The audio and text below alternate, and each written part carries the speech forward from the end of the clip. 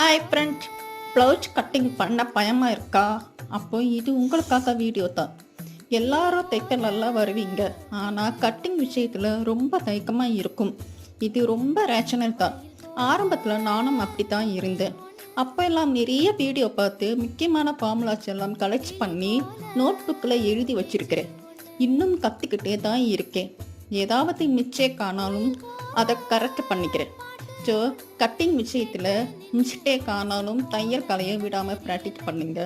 Cutting ஒர்க்கில் பொறுமை ரொம்ப முக்கியம் ஃப்ரெண்ட்ஸ். முதல்ல அம்மா, அக்கா, அத்தைக்கிட்ட ப்ளவுஸ் கேட்டு வாங்கி கட்டிங் அண்ட் ஸ்டிச்சிங் பண்ண பழக்கிக்கோங்க. அப்போ தான் அடுத்த தடவை நம்பிக்கையும் இம்ப்ரூவ் ஆகும்.